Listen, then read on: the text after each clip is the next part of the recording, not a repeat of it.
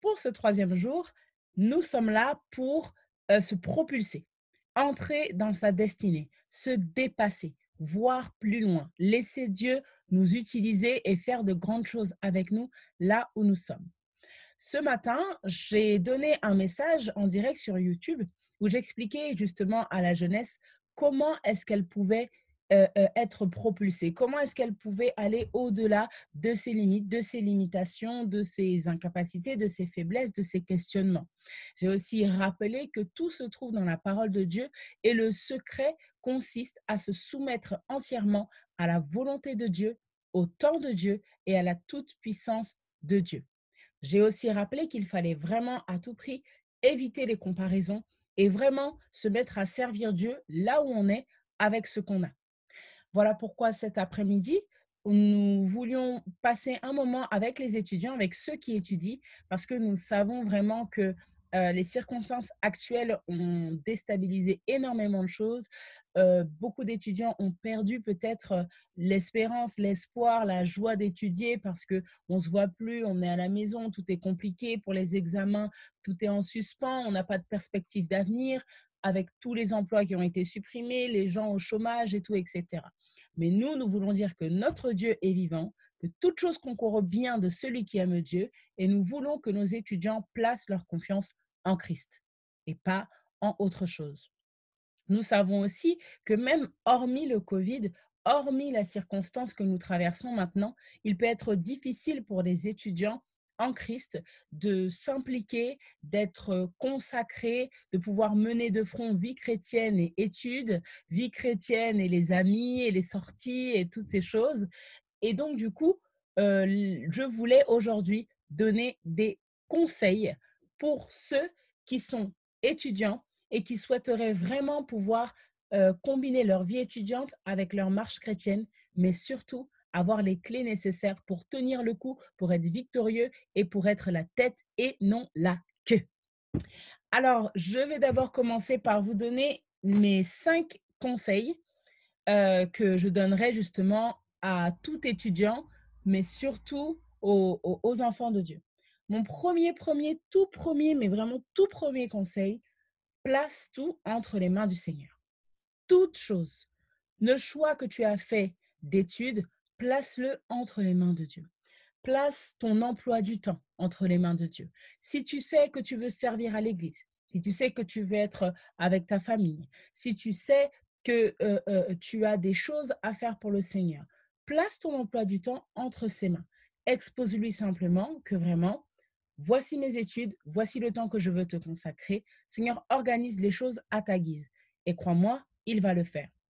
Ton emploi du temps, place tes professeurs, tes rencontres, tes collègues entre les mains du Seigneur. Pourquoi? Parce que tu es enfant de Dieu, donc tu es la lumière.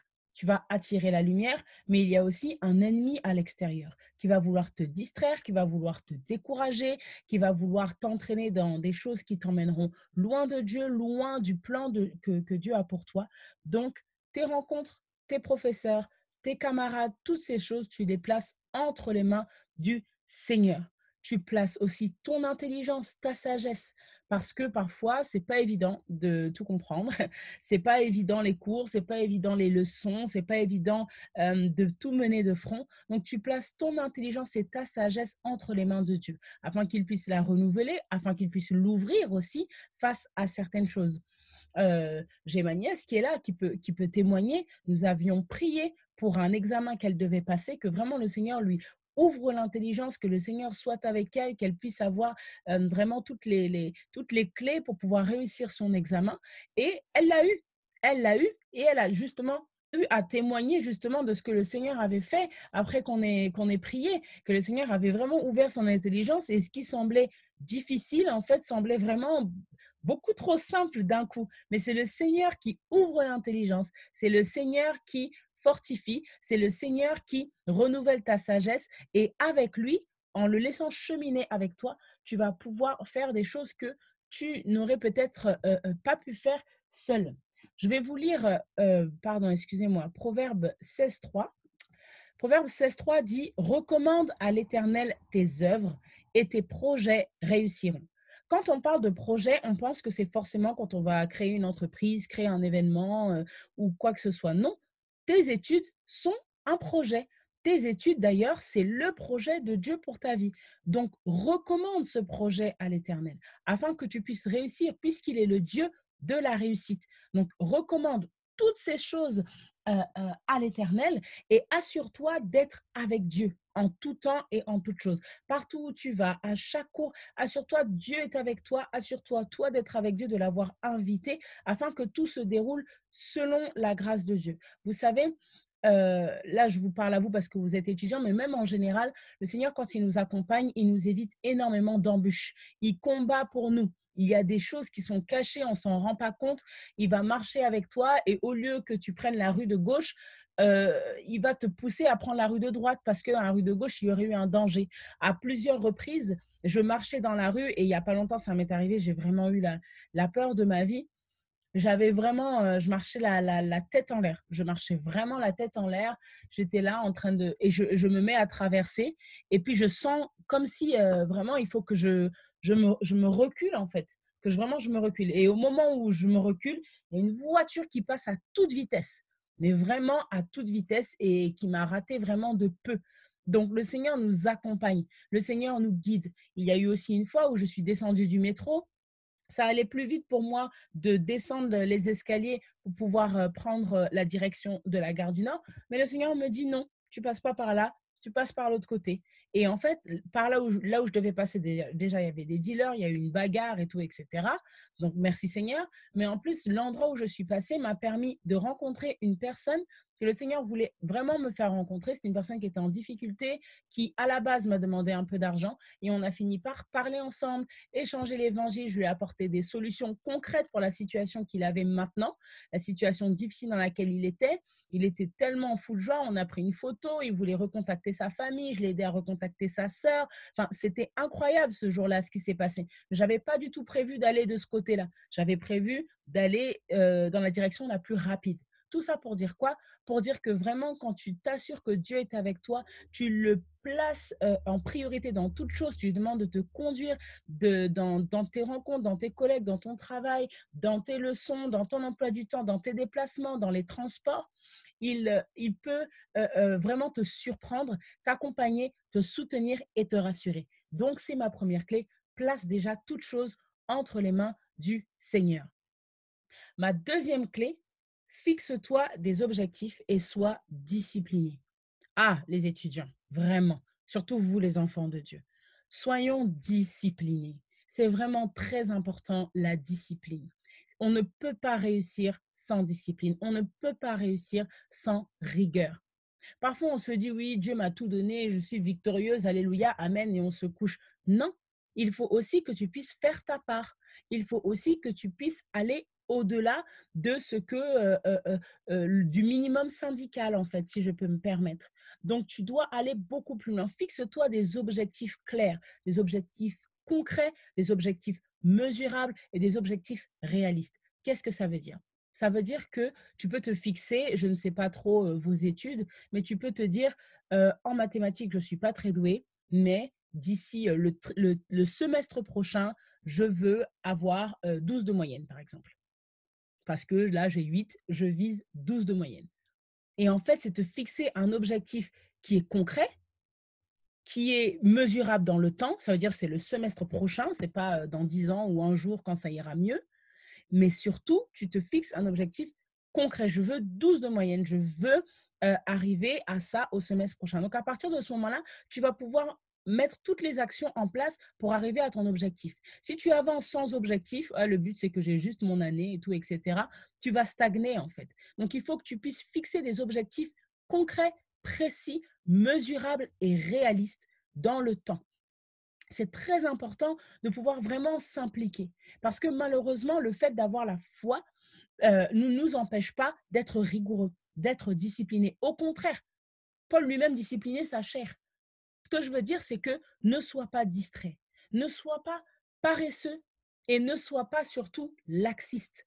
Au contraire, ce matin, on a parlé du dépassement de soi, on a parlé de l'excellence et il est vraiment très important qu'on puisse se rendre compte que notre Dieu est un Dieu d'excellence. Il n'est pas un Dieu du moyen, il n'est pas un Dieu de il regarde au cœur, hein, je fais ce que je peux. Non, il est un Dieu d'excellence. Donc, il veut que, pas forcément que tu sois parfaite, mais il veut que tu puisses donner le meilleur de toi-même. Le meilleur de toi-même. Si tu aimes réellement ton Dieu, tu vas donner le meilleur de toi-même. Ça ne veut pas dire que tu seras la première, ça ne veut pas dire que tu seras parfaite, ça veut juste dire que Seigneur, voici mon excellence, voici mon mieux. Et à partir de ta limite, le Seigneur peut décupler. Mais si déjà tu te limites toi-même, ou si déjà tu te bloques toi-même, ou si déjà tu te dis, mais de toute façon, je suis la tête et non la queue, je vais m'asseoir tranquillement, et puis je vais faire le strict minimum, c'est pas bon, parce que tu passeras à côté du plan de Dieu pour ta vie et pour tes études. Alors, sois régulier, sois assidu dans ce que tu fais. Sois assidu dans ta présence à l'école ou à l'université, mais sois assidu dans ce que tu fais. Ne te laisse pas distraire. On a besoin, oui, de se reposer, d'avoir les distractions du monde, les copines, les copains, les sorties, le cinéma, Netflix, la bonne nourriture, le dodo, le sommeil. Mais la parole de Dieu nous le dit, n'aime pas le sommeil. D'ailleurs, je vais vous trouver ce verset. La parole de Dieu nous dit dans Proverbe 20, verset 13, n'aime pas le sommeil, de peur que tu deviennes pauvre. Ouvre les yeux et tu seras rassasié de pain. Mais qu'est-ce que ça veut dire? Ça ne veut pas dire qu'on n'a pas le droit de dormir. Ça veut juste dire que n'aime pas trop le sommeil à en être paresseux et à te dire, bon, ben, j'attends que tout vienne me trouver au lit. Et c'est ce que j'ai expliqué et ce que j'explique souvent aux jeunes de ma famille, aux jeunes que je rencontre. Aujourd'hui, j'ai une carrière qui n'a rien à voir avec mes études. Pour information, j'ai étudié dans le commerce international, dans la logistique. Je suis diplômée en commerce international et diplômée en tant que technicienne supérieure de transport. J'ai fait de l'export aérien.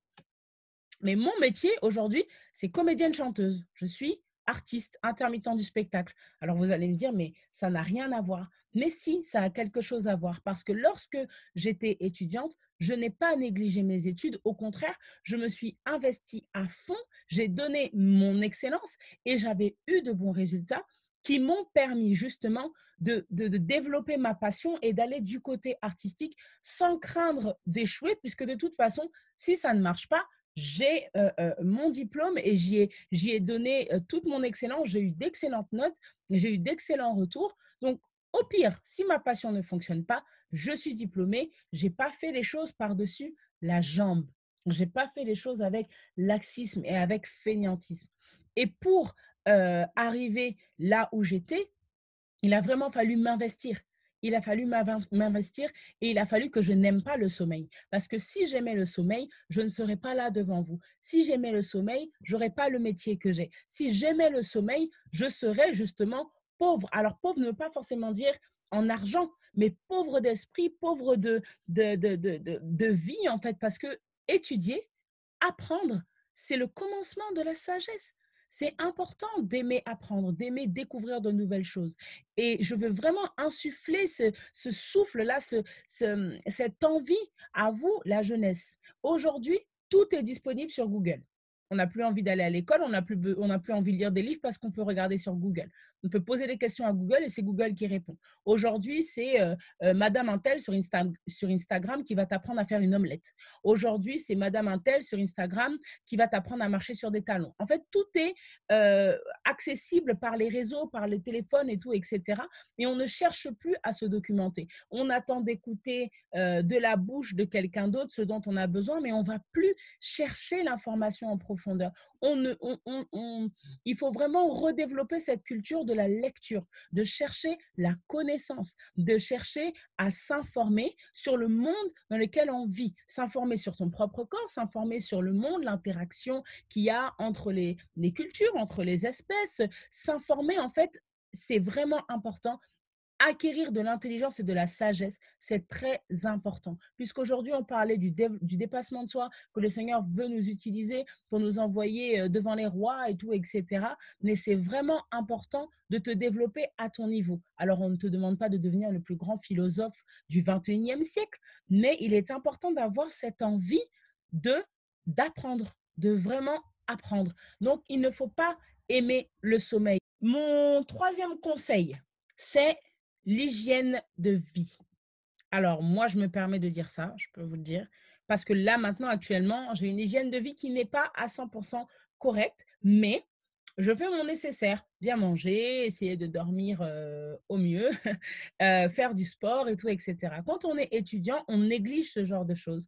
Et vraiment, et une bonne hygiène de vie. Je te conseille d'avoir une bonne hygiène de vie. On veut tous regarder notre série Netflix, l'épisode d'après, l'épisode d'après, l'épisode d'après, l'épisode d'après. On veut tous continuer à parler avec notre copine. On veut tous continuer à parler avec notre cousine, avec notre sœur, avec notre maman. On veut tous vivre la vie de la nuit parce que sur YouTube, il y a une autre vidéo, puis une autre vidéo, puis une autre vidéo, puis une autre vidéo. Mais ça va avec la discipline et une hygiène de vie correcte. Si tu sais que du lundi au vendredi, tu dois aller en cours à l'université, tu sais que tu te lèves tôt le matin, évite sincèrement les nuits blanches. Évite quand tu le peux, évidemment. Moi, j'ai étudié, j'ai dû faire des nuits blanches parce que je travaillais et autre chose. Mais évite les nuits blanches. Si tu sais que tu dois te lever à 7h30 le lendemain matin parce que tu dois étudier, sois disciplinée, sois rigoureuse. Et la clé de la discipline, plutôt le secret de la discipline, c'est qu'il faut que ce soit important pour toi. On ne peut pas te tirer sans cesse pour que tu étudies. On ne peut pas sans cesse râler, te crier dessus pour que tu étudies, pour que tu ouvres tes propres bouquins. Non, il faut que ce soit important pour toi-même. Si tu as choisi cette branche, c'est que c'est important pour toi. Et si ça ne l'est pas, va devant Dieu et pose les bonnes questions. Parce que normalement, quand tu fais quelque chose que tu aimes et qui te tient à cœur, c'est tellement important que tu respires pour ça. Tu te lèves le matin, tu penses à ça, tu te couches le soir, tu penses à ça en fait, quand c'est vraiment important pour toi. Donc, il faut que tes études soient quelque chose d'important pour toi d'abord. C'est pas à ta mère de te crier dessus sans cesse, c'est pas à ton oncle de te faire des reproches, c'est pas à ta sœur de te traîner pour que tu puisses étudier. Non, ça doit être important pour toi parce que tu sais où tu vas. Tu sais ce que tu veux être. Tu sais ce que tu veux devenir.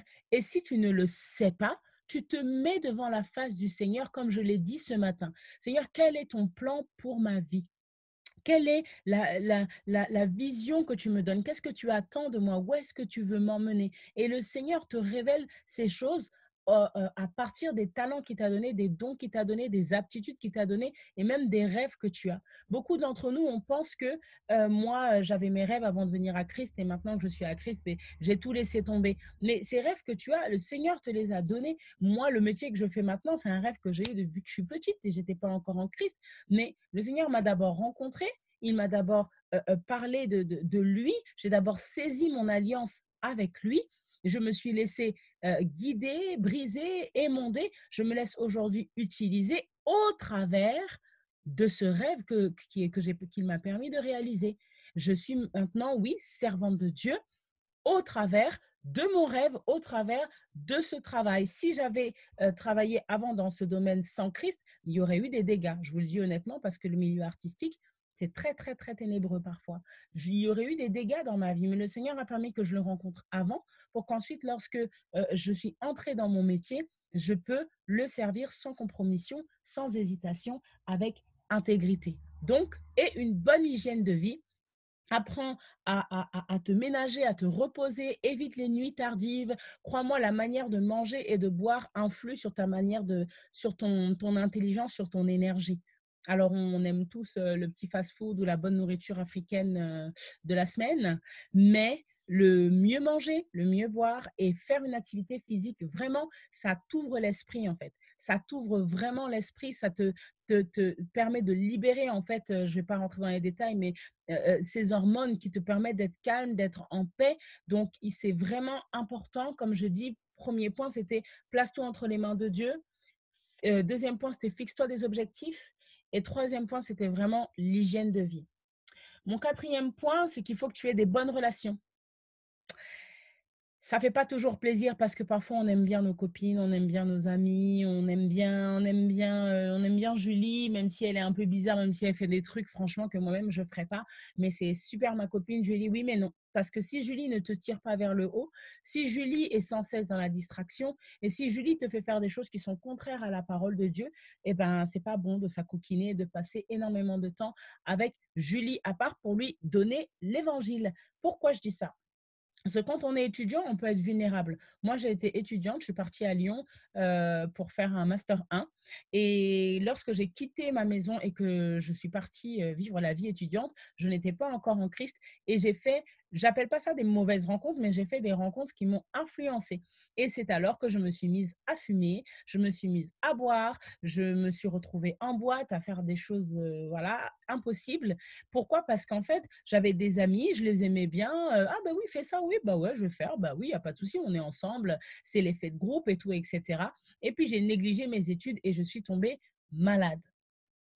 Je ne dis pas que ça arrive à tout le monde, je ne dis pas que tout le monde est influençable, je dis simplement que puisque ma première clé, c'était de remettre tes relations et tes rencontres entre les mains de Dieu, demande-lui d'avoir le discernement, d'avoir des bonnes relations, pour que les personnes que tu fréquentes soient des personnes qui te tirent vers le haut, des personnes qui peuvent, que puis-je dire, vraiment te focaliser sur tes études, te pousser à aller plus loin. Et si ce sont des personnes qui veulent t'emmener dans la distraction ou des personnes qui veulent t'emmener à faire le travail à moitié, à négliger, tu feras demain, tu feras après-demain et tout, etc., ben, il faut que tu y fasses attention, il faut que tu veilles sur ton cœur et il faut que tu gardes en tête ce qui est important pour toi. Est-ce que ce sont tes études, ton futur, ton avenir ou tes relations de maintenant qui, comme je l'ai dit le premier jour, peuvent être éphémères et disparaître en fait, pour X ou Y raison d'ailleurs.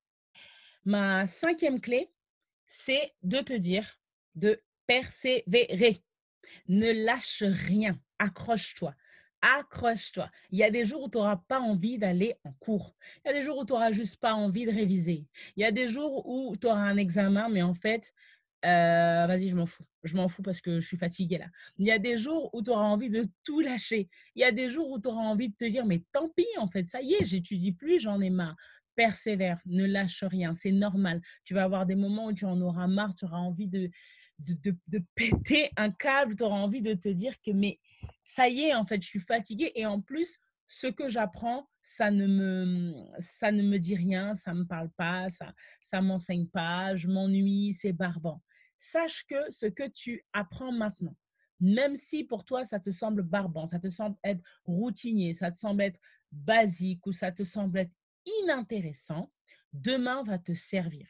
Pourquoi? Parce que si tu es enfant de Dieu, sache que tout ton parcours, c'est le Seigneur qui le contrôle. On appelle ça le parcours de l'alliance, le chemin de l'alliance. Pour t'emmener à ta promesse, comme j'avais dit ce matin, tu pars de quelque part. Il y a le départ et il y a l'arrivée. Mais entre-temps, il y a tout le cheminement qu'il faut faire. Et parfois, le parcours n'est pas facile. Le parcours est compliqué. Le parcours est difficile. Le parcours est long. On trouve que c'est trop long. Maintenant, c'est bon, j'en ai marre. Je veux que ça se termine. Je veux être diplômée. Mais ce qui te semble difficile maintenant va te servir plus tard. Ce qui te semble vraiment insurmontable maintenant va t'aider à aller plus loin plus tard. Moi, personnellement, il y avait des choses que je n'avais pas envie d'apprendre, je n'avais pas envie d'étudier dans le commerce international et tout ça. J'ai eu des cours de droit, j'ai eu des cours d'économie d'entreprise. Quand je suis partie faire un master 1, c'était en marketing. Donc, j'ai un peu des notions de marketing, etc. Mais dans ma tête, je savais déjà que mais moi, je veux faire de l'art, en fait. Moi, je veux faire du théâtre, moi, je veux chanter, moi, je veux danser au truc, je fais le truc, mais franchement, ça va pas être mon métier plus tard. Et je me suis toujours impliquée, mais je me disais que bon, je vais à fond parce qu'il faut avoir cette culture d'excellence, mais ce ne sera pas mon métier plus tard. Et bien, vous savez quoi? Le fait de connaître, d'avoir des notions de droit, ça m'a sauvée à plein de niveaux, même pas que dans mon métier de maintenant.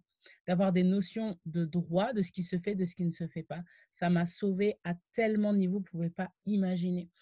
Le fait d'avoir eu des cours de commerce international comment on appelle ça, de management interculturel, c'est-à-dire qu'on devait apprendre comment se comporter en entreprise dans les différentes cultures du monde. C'est-à-dire qu'il y a des choses qu'on fait en France qu'on ne peut pas faire en Chine, sinon c'est mal vu. Il y a des choses qu'on fait en Corée qu'on ne peut pas faire aux États-Unis, sinon c'est mal vu.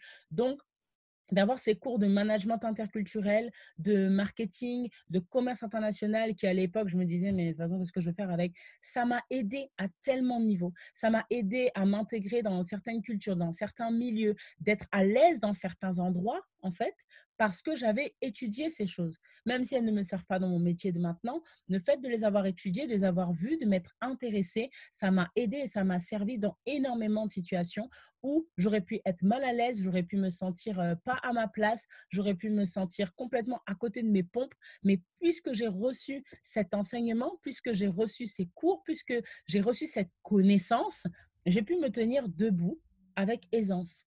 Donc, c'est vraiment important de ne pas voir les choses que tu apprends aujourd'hui comme des choses barbantes, ça va rien m'apporter, c'est pas ça que je veux faire plus tard. Non, parce que tu es dans le plan de Dieu, tu es dans le parcours de l'alliance. Donc, chaque détail compte. Tout ce que tu vois, tout ce que tu emmagasines, tout ce que tu entends va servir pour le plan de Dieu, j'en suis convaincue. Donc, persévère, persévère, accroche-toi, tout fait partie du chemin. Tout fait partie du chemin de Dieu. Et si tu es en ce moment en attente de savoir qu'est-ce que tu vas faire dans ta vie, parce que ça peut arriver quand on est jeune, de se dire que mais en fait moi j'ai envie de rien et moi je sais rien faire et je me sens pas je sais pas quoi faire donc du coup bah j'attends, je laisse le temps passer. Comme je disais non, tu n'as plus le temps, tu n'as plus le temps d'avoir le temps. Tu sais pas quand est-ce que ta vie va se terminer et tu ne sais pas ce que Dieu veut faire avec toi. Donc saisis le temps présent. Si tu ne sais pas quoi faire, va devant la face de Dieu et demande-lui. Demande-lui, Père, voilà, moi je trouve que j'ai pas de talent ou j'ai envie de rien, je sais pas quoi faire et tout, etc. Est-ce que tu peux me conduire, conduis-moi, puisque je suis devenue enfant de Dieu, forcément, tu as un plan pour ma vie. Tu avais établi Jérémie, prophète des nations, et tu avais déjà prévu Moïse en tant que sauveur pour le peuple d'Israël. Alors moi, quand je suis née, forcément, tu avais un plan pour moi. Puisque je ne le connais pas, là, je suis dans mes études, je suis en âge d'aller étudier, mais je ne sais pas quoi faire. Demande à Dieu, il va te conduire, il va te guider. Et parfois, ça part simplement d'une passion que tu as à l'intérieur. Ce pourquoi ton cœur bat. Ce pourquoi ton cœur bat, tout simplement. C'est ce pourquoi ton cœur bat, que vraiment, quand je parle de ça, je suis motivée, il y a quelque chose qui se passe et tout, etc. Demande à Dieu. Il va te conduire en toutes choses et en tout temps parce qu'il est un Dieu fidèle. Donc, je vais récapituler mes 5 conseils. Le premier conseil, c'est place tout entre les mains de Dieu. Ton emploi du temps, tes cours, tes profs, tes rencontres, tes camarades, ton intelligence, ton temps, tes choix, ton chemin pour aller au transport, place tout entre les mains de Dieu. Confie-toi en l'Éternel et tes projets réussiront. Il y a aussi la parole qui dit faites toutes choses pour le Seigneur et non pas pour les hommes. Si tu vas à l'école, si tu vas étudier, si tu dois étudier, ce n'est pas pour ta mère, ce n'est pas pour ton père, pas pour ton frère, c'est pour d'abord pour toi-même, mais surtout c'est pour Dieu. Parce que quand tu deviens enfant de Dieu, tu remets toute ta vie entre les mains de Dieu. C'est pour ça que je disais ce matin, on dit souvent, je me livre totalement, Seigneur, je te donne mon cœur, mais il y a quand même des aspects de nos vies qu'on ne lui donne pas. Donc tes études, tu dois les soumettre à Dieu. Donne-lui tes études. Dis-lui, Seigneur, en tout cas, je les mets entre tes mains parce que ce qui est important, ce n'est pas que tu sois le numéro un, l'excellence, l'applaudit, le primé. Non, c'est qu'est-ce que Dieu peut faire au travers de mes études. Qu'est-ce que Dieu peut faire au travers de moi quand je vais à l'école, quand je vais à l'université. Parce que tout doit servir pour le plan de Dieu. Ne pense pas seulement à toi, moi je ne sais pas quoi faire, je vais rester à la maison. Non, si tu dois étudier, Seigneur, mes études, à quel moment, à quel niveau mes études peuvent... Laisse aussi l'école de la vie t'enseigner. Sois un étudiant de la vie. Sois un étudiant de la vie. Regarde les circonstances, les choses que tu traverses, pas avec tes yeux émotifs pour dire que, oh là là, moi, il m'arrive ci, il m'arrive ça. Non, sois un étudiant de la vie. Aime la vie, c'est-à-dire la vie que Dieu t'a donnée. Apprends d'elle. Observe les autres. Analyse. Analyse-toi, analyse les circonstances et sois un étudiant de la vie afin que tu puisses gagner vraiment en sagesse. Et je dirais, la dernière chose, sois aussi un étudiant de la Bible. Sois un étudiant de la parole de Dieu. Parce que la parole de Dieu, elle console, elle relève, elle restaure, elle fortifie, elle va t'enseigner des choses que tu ne connais pas, te révéler des choses extraordinaires, elle va t'instruire, elle va te fortifier et elle va faire de toi cette élite. Pas une élite selon le monde, c'est-à-dire avec de l'argent, avec des grandes maisons, avec une influence palpable et matérielle, non, elle va faire de toi une élite spirituelle, quelqu'un qui a une influence de par sa prière, de par sa vie de consécration, de par sa méditation de la Bible, de par sa présence, de par son charisme, elle a une influence. C'est-à-dire que sans parler ou même en parlant un petit peu, quand tu rentres dans une pièce, quand tu vas dans une de tes salles de cours, lorsque tu rencontres un camarade de classe, lorsque tu rencontres un professeur, tu changes l'atmosphère et quelque chose se passe, il y a quelque chose de différent chez toi. Donc, sois avant tout un étudiant de la Bible. Voilà les conseils que je voulais donner, les encouragements que je voulais donner. Et je voulais qu'on puisse voir ensemble quels sont les challenges que vous pouvez rencontrer en général, que vous puissiez vous exprimer, exhorter les autres, encourager les autres, poser vos questions, qu'on puisse échanger ensemble et en dégager des sujets de prière. Ceux qui peuvent actionner leur micro, je vous écoute. La parole vous est donnée. Moi, j'ai une question Oui, pour l'organisation juste. oui. En vrai, moi, je connais pas trop grand-chose parce que je viens à peine de commencer ma première année et tout. Donc, du coup, je suis un peu perdue. C'est compliqué. Perdu par rapport à quoi? Par rapport aux révisions, je sais pas trop commencer par quoi, terminer par quoi. C'est-à-dire que je suis un peu perdue. Hmm. Alors oui, alors les révisions, justement en période d'examen ou même hors période d'examen, apprendre ses leçons, c'est pas quelque chose de facile, c'est pas quelque chose d'évident, surtout quand on en a plusieurs à faire et qu'on a énormément de choses à gérer. Alors pour mon expérience personnelle, pour t'organiser déjà, il faut que tu puisses voir par matière. Déjà par matière, combien de leçons j'ai à apprendre. Je ne sais pas ce que tu étudies, mais imaginons qu'il y a les mathématiques, le français et l'anglais. Tu mets ces trois matières devant toi. En mathématiques, combien de leçons je dois apprendre? Deux, par exemple. En anglais, combien de leçons je dois apprendre? Quatre. En français, j'ai 6 leçons à réviser. À partir de là, tu choisis comment tu t'organises. Soit tu fais de la leçon la plus difficile à la plus facile, ou de la plus facile à la plus difficile. Moi, je commençais toujours par ce qui était le plus dur pour pouvoir terminer avec le plus simple, ce que je connaissais. Et donc, du coup, soit tu vas faire par matière, c'est-à-dire que j'ai deux matières, j'ai deux leçons en français, 6 leçons en anglais. Soit tu fais par matière, soit tu mélanges les deux. Tu prends ton planning de la semaine et tu regardes par rapport à la date à laquelle tu as l'examen. Tu regardes par rapport à la date à laquelle tu as l'examen et puis tu t'organises par rapport aux jours qui restent entre maintenant et l'examen. Par exemple, là, on est le 28 novembre. Et imaginons que j'ai un examen le 5 décembre. Et bien de là, entre le 28 novembre et le 5 décembre, je dois avoir révisé 7 leçons. Je regarde combien de jours j'ai, bien sûr en me laissant 1 ou 2 jours de repos, hein, on n'est pas des machines, en me laissant 1 ou 2 jours de repos, et je regarde en fonction des journées. Donc je vais te donner l'exemple concret que je viens de prendre maintenant, qui est, nous sommes le samedi 28 novembre, et moi, le mercredi 2 novembre, j'ai un examen et il me reste 6 leçons à apprendre. Donc là, on est samedi, dimanche 29, lundi 30, mardi 1er, mercredi 2. Il te reste 4 jours et tu as 6 leçons. Donc, on va dire que tu prends un jour de repos, parce que comme j'ai dit, toujours prévoir un jour de repos, un jour où on ne fait rien, sinon on craque, sinon on craque. Donc, tu as 3 jours et 6 leçons. Donc, à partir de ce moment-là, tu te dis 3 jours, 6 leçons, ça va me faire 2 leçons à peu près par jour, par journée. Et dans une journée, j'ai 8 heures, sachant que je mange, je me douche, je discute avec les gens, je fais autre chose et tout, etc. Dans une journée, j'ai 8 heures. Donc, c'est ce que je disais tout à l'heure, d'être discipliné. C'est-à-dire que tu as 2 leçons dans la journée à apprendre. Tu sais que tu auras 1 milliard de choses à faire. C'est toi qui prends ta décision. Soit tu te lèves très tôt, soit tu te prends tout ton après-midi. Mais déjà, il faut faire un planning. Il faut vraiment planifier. On ne va pas apprendre ces leçons comme on va se dire, bon, je vais à la cuisine, je vais faire des pâtes, je vais faire bouillir de l'eau. Non, non, non. On fait un planning. Si tu as 6 leçons, 4 jours, tu analyses, tu regardes. Si tu as 10 leçons et 2 semaines, tu analyses, tu regardes, tu te fixes des objectifs. C'est ça le conseil que j'ai donné. La clé numéro 2, fixe-toi des objectifs. En un jour, je dois avoir appris 2 leçons. Le deuxième jour, je dois être à ma 3e leçon. Le 3e jour, je dois être à ma 5e leçon. Et tu te fixes des objectifs que tu respectes avec rigueur, avec discipline.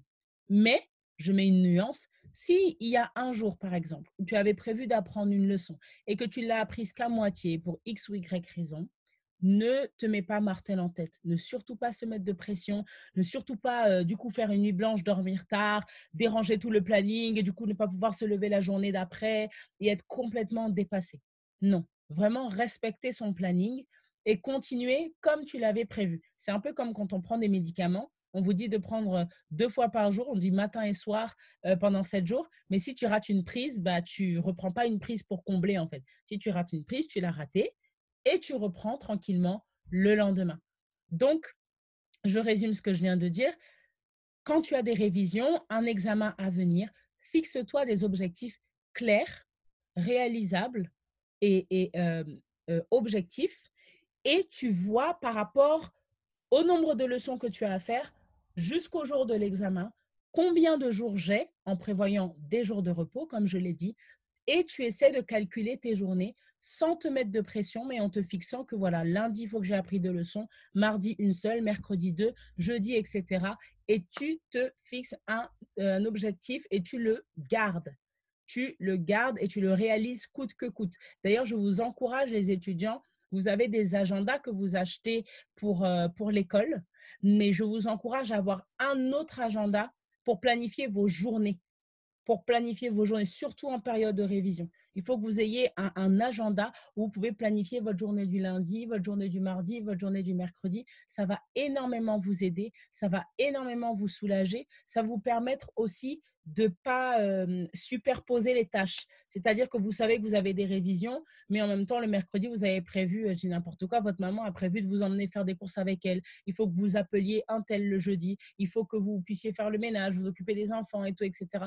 Non, il faut que vous ayez vraiment un agenda qui vous permet de déterminer des tâches à l'avance pour que justement les objectifs que vous vous fixiez, vous puissiez les atteindre sans problème.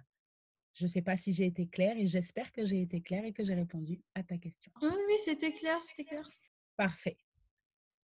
Est-ce que quelqu'un d'autre a une autre question, une remarque, un encouragement, une demande de conseil?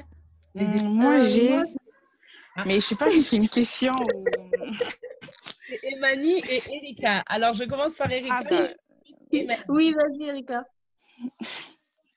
D'accord. Mais moi, je ne sais pas si c'est une question où... en fait, je vais commencer à dire gloire à Dieu parce que je le remarque maintenant, parce que je pense qu'avant, je ne voulais pas avoir tort. Quand je dis je ne veux pas avoir tort, parce que à chaque fois, je disais, je ne sais pas ce que je veux faire, je ne sais pas. Nanani. Comme tu as dit tout à l'heure, on a souvent ces pensées, on ne sert à rien, on ne peut rien faire, du coup, je reste à la maison.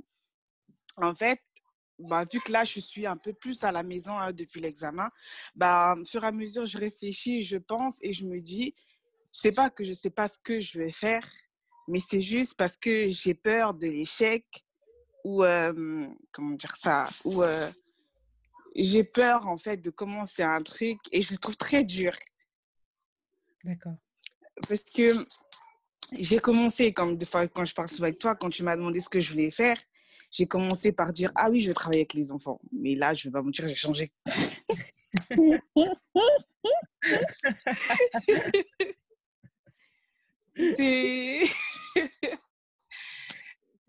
En fait, c'est ça. Le truc, c'est que c'est vraiment peur de l'échec. J'ai peur. En fait, je suis là, parce que comme je dis les enfants, je me suis dit, c'est bon, je vais prendre les enfants parce que c'est facile et tout. Je vais bien m'en sortir. Je ne vais pas prendre quelque chose qui est... Comment dire? Je ne vise pas loin. Je ne vise pas loin, en fait. Et je dis plutôt gloire à Dieu parce que ça s'enfermait vraiment au fond de moi parce que je ne voulais pas sortir ça que je ne vise pas loin.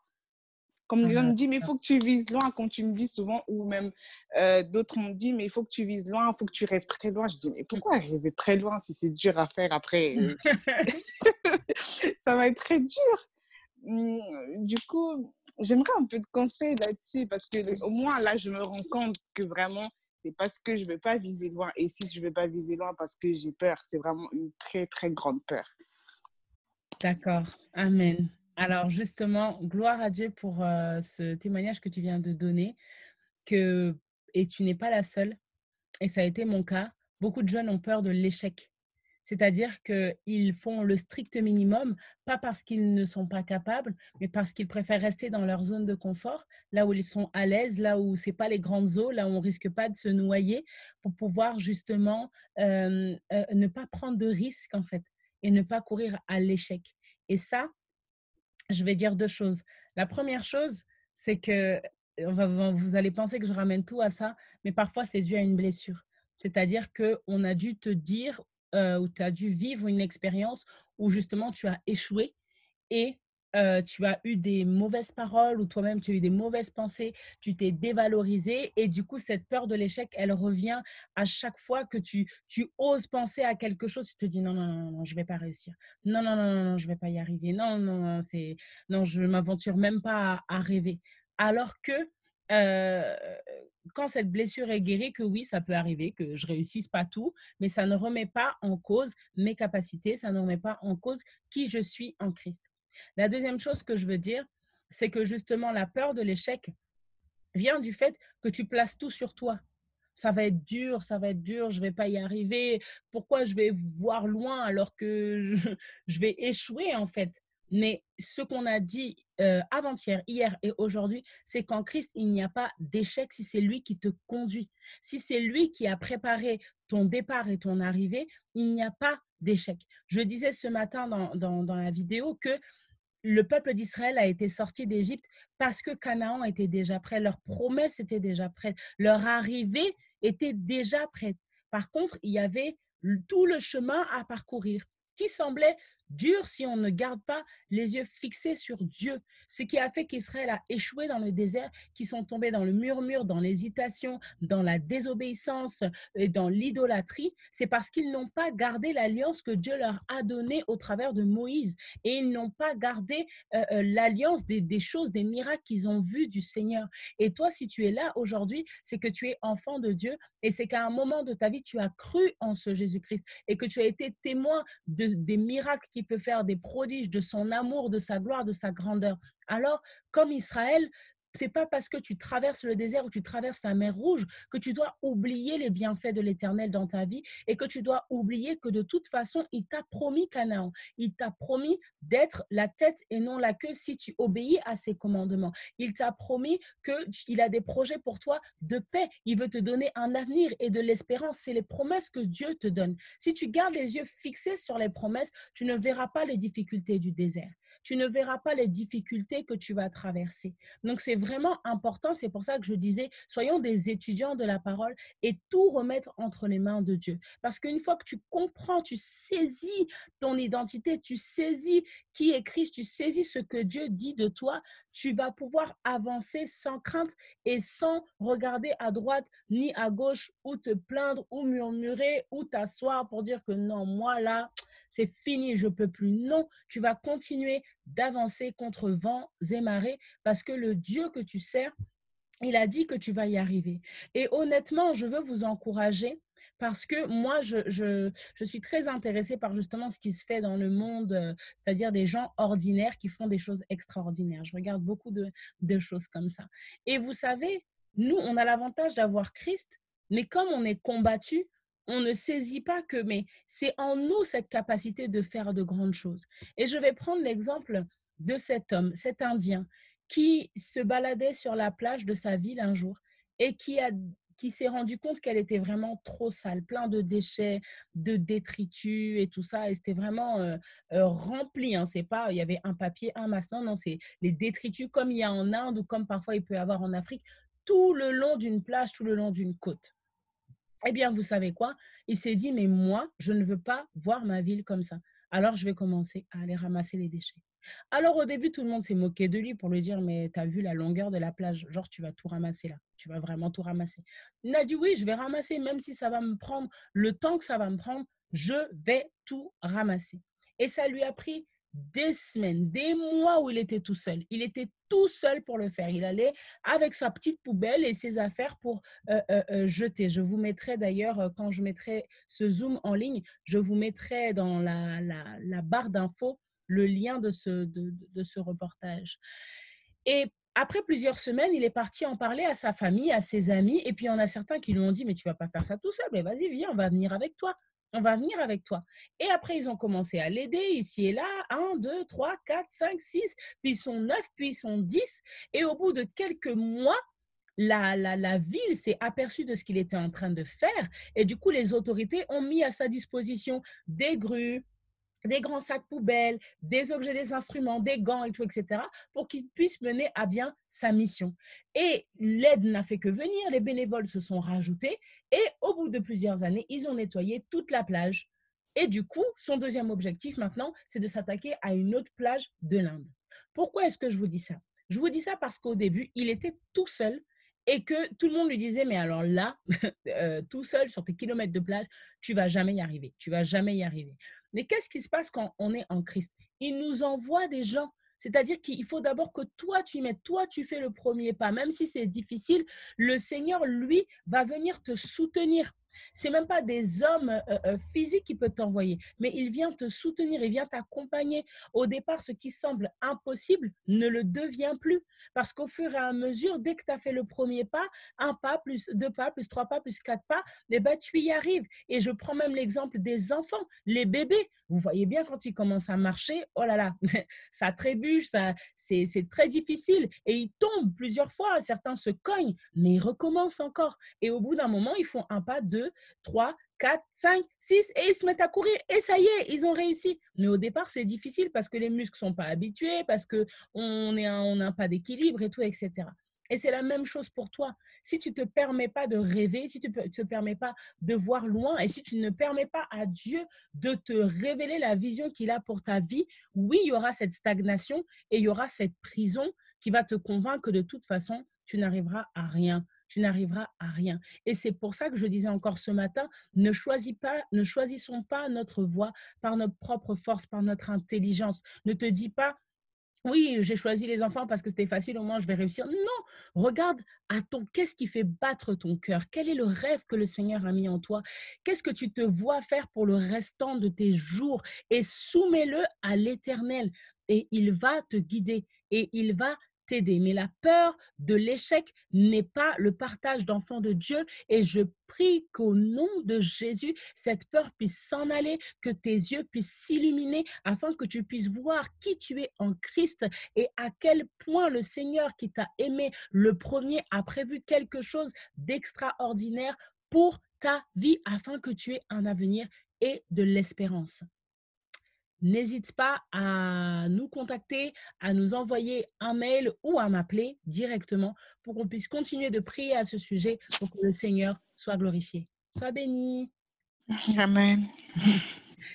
Emmanuel, tu avais une question? Moi, c'était plutôt un conseil en même temps avec un petit témoignage. Et en gros, c'est du coup récemment, comme toi tu le sais, moi aussi j'avais des problèmes par rapport de mes papiers et tout. Et en fait, ce problème, en fait, ça m'a créé, comment on appelle, de l'anxiété. J'y pensais vraiment beaucoup parce que c'était important en même temps. Et vu la situation, j'avais l'impression que rien n'avançait et tout. Et c'était tellement difficile que j'ai perdu en fait l'organisation que moi j'avais concernant mes cours. Chaque fois qu'il y avait un cours, je faisais toujours des fiches et des fiches. Je faisais même des fiches pour mes examens et tout. Mais en gros, ce problème m'a tellement, je veux dire, c'est pas affecté au plus haut point, mais ça m'a vraiment inquiétée. Et du coup, j'ai perdu cette organisation que j'avais. Forcément, j'ai remis tout aux mains du Seigneur. Et du coup, le problème, il s'est réglé, mais j'avais quand même pris énormément de retard. Parce que j'ai délaissé certaines matières et tout. J'ai préféré prendre celles qui étaient du coup très chargées pour faire celles qui étaient moins plus tard. Mais le problème, c'est que celles qui étaient moins chargées, c'est elles qui venaient en premier lieu par rapport à l'emploi du temps des examens. Et ils l'ont affiché aussi super tard. Donc, j'étais là, j'étais inquiète. Je me disais, comment je vais faire? Et en fait, je me suis rappelé qu'il faut toujours remettre les choses entre les mains de Dieu. Et c'est ce que tu as aussi dit, qu'il faut vraiment tout laisser entre les mains de Dieu. C'est lui qui a le contrôle de tout. Et moi, je me suis dit, Seigneur, je ne veux pas stresser. Certes, je n'ai pas révisé au point où je devrais normalement réviser, mais avec les connaissances que j'ai acquises, en écoutant ce que le prof a dit, en écoutant tout cela, guide-moi simplement pour le choix des réponses et tout. Donc, du coup, j'ai laissé le Seigneur conduire et tout. Et on attendait les résultats. D'habitude, les résultats sortent directement. Ça affiche la note. Mais cette fois-ci, le prof, il a dit qu'il avait un problème. Donc, du coup, les résultats sortiraient peut-être la semaine prochaine. Donc, le stress a augmenté, le stress monte. Tu ne sais pas ce que tu as fait, tu ne sais pas si c'est juste. Sachant qu'on a un groupe de travail pour la promotion. Et des fois, ce qu'ils disent, tu te dis, mais moi, je n'ai pas coché ça. Ça veut dire que j'aurais une telle note. Il y a encore plein de trucs qui remontent, ça augmente la pression et tout. Et au final, les résultats sont sortis. Et c'est sorti hier et j'ai eu 15. J'étais là, gloire à Dieu, parce que franchement, je ne m'attendais pas à ça. Il y avait des questions que je ne comprenais pas. Je me disais, cette partie, forcément, je ne vais pas travailler et tout. Mais Dieu est grand, franchement. Si je suis arrivée là, j'ai dit vraiment gloire à Dieu et je veux simplement continuer de faire aussi mon travail personnel, c'est-à-dire continuer forcément à étudier, faire mes cours et tout, peu importe ce qui arrive et finalement tout remettre aux mains de Dieu parce que c'est lui qui guide. C'est lui, peut-être j'avais des doutes, mais il a enlevé les doutes que j'avais et peu importe ce que les gens pouvaient dire, j'ai simplement gardé l'alliance que j'avais avec lui. J'ai dit, Seigneur, moi, je veux quand même avoir la moyenne minimum. Et j'ai eu au-dessus de la moyenne, j'étais vraiment contente. C'est pour ça que je voulais donner ce conseil vraiment. S'il y en a qui sont au cours de cette période, c'est vraiment difficile niveau organisation parce que à la scolarité, forcément, chez eux aussi, c'est la pagaille. Ils ne sont pas organisés comme il faudrait. Et forcément, nous aussi, on en pâtit un peu beaucoup en tant qu'étudiants. C'est très difficile. On ne sait pas si finalement ce qu'on fait, ça va nous aider plus tard parce que au vu de la situation, on a l'impression que tout est en train de se détériorer. C'est super difficile. Beaucoup perdent la foi. Et ils oublient vraiment qu'il y a un grand Dieu qui existe. Donc, vraiment, ne perdons pas cette foi et gardons toujours la foi en Dieu parce que lui-même, il sait en fait, sait notre passé, il connaît notre présent, il connaît notre futur. Il sait pourquoi on doit affronter ces difficultés parce qu'il veut nous forger, il veut nous former. Donc, du coup, dans les difficultés, il faut se réjouir. Donc, voilà, je voulais juste dire ça à des étudiants qui vivent ça. Amen. Dans les difficultés, il faut se réjouir. C'est très bizarre si on entend ça comme ça, mais c'est la vérité. Il faut se réjouir que nous avons un grand Dieu qui est à nos côtés. Et dans les difficultés, il se glorifie. Dans les difficultés, il nous accompagne. Dans les difficultés, il nous bénit. Dans les difficultés, il nous forge, il nous enseigne, il nous corrige, il nous instruit et il nous donne la forme qui lui plaît afin que nous puissions vraiment être des instruments entre ses mains et que les études que nous allons faire, nous ne puissions pas seulement les regarder comme quelque chose de ce monde, mais que nous puissions les mettre aussi au service de Christ. Et ça me permet aussi de rebondir pour la question d'Erika plus tôt, que remets tout ce que tu veux faire entre les mains de Christ. Ne prends rien à la légère. Dis-toi que ce que je vais faire, je veux le mettre au service de Dieu. Et c'est là où tu demandes à Dieu, qu'est-ce qui te plairait, quel est ton plan pour moi? Et ça excédera tout ce que tu peux imaginer. Le Seigneur fait vraiment infiniment au-delà de ce que tu penses. Et une fois qu'il va te donner cette vision claire, et ben, tout va être mis en place pour que tu puisses marcher sereinement et dans la victoire dans le parcours que Dieu a prévu pour toi. Je vais demander à Erika et Mani, est-ce que vous auriez un sujet de prière? Si Erika, tu as un sujet de prière, si Mani, tu as un sujet de prière, même Mouna, tu as un sujet de prière pour les étudiants, pour qu'on puisse élever nos voix ensemble avant de clôturer ce Zoom. Oui, moi comme tu as parlé tout à l'heure de la persévérance et tout, moi j'aimerais qu'on prie plus dessus parce que même moi je me suis vraiment trouvée là à l'intérieur parce que c'est vrai, quand c'est dur, on a tendance de lâcher et tout. Et je pense que d'autres étudiants aussi sont dans ce cas. Donc je dirais vraiment qu'on beaucoup prier sur la persévérance. Amen. Moi, du coup, mon sujet de prière, c'est de toujours tout remettre entre les mains de Dieu. C'est lui qui a le contrôle de toutes choses. Et il faut simplement ne pas oublier que nos pensées ne sont pas les pensées de Dieu, même si on a l'impression que c'est difficile. Pour Dieu, c'est une étape simplement à franchir et pour simplement arriver à réaliser le plan parfait qu'il a pour nous.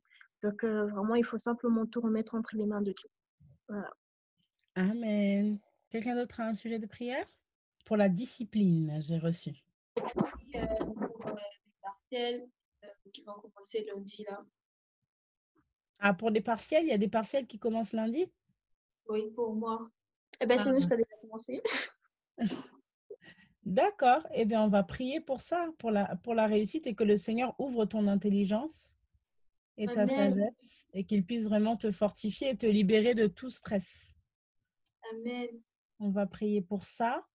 Et moi, je vais donner en fait comme sujet de prière que nous soyons vraiment des étudiants de la Bible, des étudiants de la parole de Dieu, parce qu'il faut vraiment connaître le Dieu que tu sers afin que sa parole puisse changer tes empreintes, changer peut-être les mauvaises habitudes que tu as prises, éloigner les doutes, éloigner de toi la peur, mais que tu puisses vraiment garder les yeux focalisés sur lui pour pouvoir mener à bien tes études et marcher dans le plan de Dieu.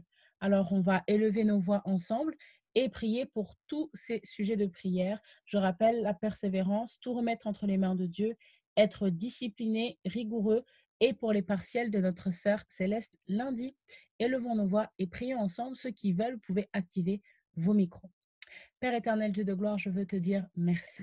Seigneur, Merci nous bénissons ton nom, nous te disons merci. moment de partage. Merci Seigneur Pour ce pour moment, Seigneur, où tu cette nous as session, encore rappelé que Jésus. tu veux Merci pour prendre ces ta paroles, place merci dans pour ces tous rappels, les merci domaines pour de ces notre vie. messages, Saint-Esprit. Merci Seigneur parce que Jésus, tu tu veux nous que as nous rappelé pour nous puissions l'importance d'être davantage entrer totalement en de savoir, confiance Seigneur, avec là où toi, tu que nous veux, que nous puissions puissions avancer exceller, selon ton Seigneur. plan, Je bénis selon ton le Saint-Nom, chemin que tu je veux. bénis ton Alors nom nous pour prions Seigneur pour que nous personne qui soyons a plus participé persévérants, pour que nous puissions à ce nous moment, Seigneur. accrocher à Tu toi, connais que les nous puissions ne difficultés de rien chaque lâcher personne. Seigneur en tout temps, Tu es au celui-même milieu qui des a épreuves, tracé au notre milieu de plan, notre vie, l'incertitude, Seigneur. Tu au milieu sais de la là où tu veux compréhension, au que nous milieu de la puissions fatigue, travailler. au Tu milieu sais les des doutes talents que tu as Seigneur, mis en que nous, toi Seigneur. tu Tu sais puisses toutes mettre choses. en nous C'est pour la ta paix. persévérance, que nous puissions ne rien lâcher et Nous prions avancer avec simplement afin force que et tu puisses nous guider puissance. dans tout Nous temps, prions, Seigneur, pour que nous soyons de cette faire ce que tu jeunesse attends de nous, qui Seigneur, a cette d'utiliser à attitude, bon cette escient ces talents nature que tu as de mis en tout nous, Seigneur, remettre et que nous entre tes puissions, mains, Seigneur, de tout te soumettre, parfaire toutes Seigneur, ces que choses, nous puissions Seigneur. te soumettre nos emplois Merci du temps, Jésus, merci pour nos nos vies, Seigneur. collègues de Merci parce que travail, tu nous nos donnes d'être professeurs, nos rencontres, nos disciplinés, de trajets, pouvoir nos davantage matières, travailler, Seigneur, nos Seigneur, études correctement et selon, toutes nos selon universités, ton nos modèle, écoles, Seigneur, avec Seigneur, entre perfection. tes mains, que nous Permets-nous puissions également de, soumettre toutes choses à de- ton autorité malgré la en tout fatigue, temps et Seigneur, en qu'on toutes pourra choses. avoir par Seigneur, moment, nous malgré prions pour une que nous forme de soyons distraction ou une autre qui jeunesse peut disciplinée, rigoureuse, être sur que notre nos chemin. études soient Permets-nous, Seigneur, d'être importantes, que nous concentrés, puissions, Seigneur, Seigneur, concentrés sur ce que les tu valoriser et vraiment les rêves, Seigneur, mettre en afin que avant nos dans nos études, vies, que Seigneur, nous que ne nous soyons puissions pas te distraits, que glorifier nous au ne soyons travers de pas nos études, que nous paresseux, mais que puissions, nous Seigneur soyons de Jésus, ceux-là oui, qui veulent montrer faire de ta notre gloire, mieux, Seigneur, qui de veulent par te notre donner manière le d'être meilleur de travailler, Seigneur. nous-mêmes afin que nous Merci, puissions Jésus, être permet dans en tout l'excellence temps, oui, puisque de tu rester es le Dieu persévérant, de Seigneur. l'excellence. En tout Je temps, nous prie, puissions Seigneur, être pour que nous conduits ayons par au ton travers esprit, de toi, Seigneur. par ton aide, une hygiène de vie correcte, Oui, des Seigneur. relations correctes, des attitudes correctes, et que nous soyons ces modèles en conduite, en foi, en pureté et en amour. Nous prions, Seigneur, pour les partiels de la sœur Céleste, pour ses examens, que tu puisses la conduire dans ses révisions, que tu puisses, Seigneur, lui accorder de se reposer, que tu puisses éloigner d'elle tout stress, toute peur, que tu puisses Jésus. ouvrir son intelligence et que la réussite soit son partage dans Au le nom de nom Jésus. tout-puissant de Jésus-Christ. Je prie enfin afin que nous soyons ces étudiants de la Bible, de ceux-là qui méditent sans cesse ta Amen. parole, qui nous laissons transformer, changer, touchés par celle-là pour que nous soyons réellement des ambassadeurs de Christ partout où nous irons. Au nom de Jésus-Christ, nous avons ainsi prié et nous disons ensemble Amen. Amen. Amen. Merci d'avoir participé à cette session pour les étudiants. Nous espérons que vous avez reçu des réponses à vos questions, que vous avez été bénis, que vous qui écoutez ce Zoom après coup, vous êtes aussi bénis et encouragés. N'hésitez pas à nous envoyer vos sujets de prière, vos questions, vos demandes de conseils à contactmoisson@gmail.com. Nous nous ferons un plaisir de répondre. Et ce séminaire est donc terminé pour vous. C'est terminé pour vous. Merci d'avoir participé aux 3 jours. Je vous encourage à aller re-regarder les vidéos, à nous laisser vos avis pour que nous puissions nous améliorer pour la première fois. Nous vous souhaitons une excellente fin d'après-midi, un excellent week-end dans la présence de notre Dieu et on se dit à très bientôt.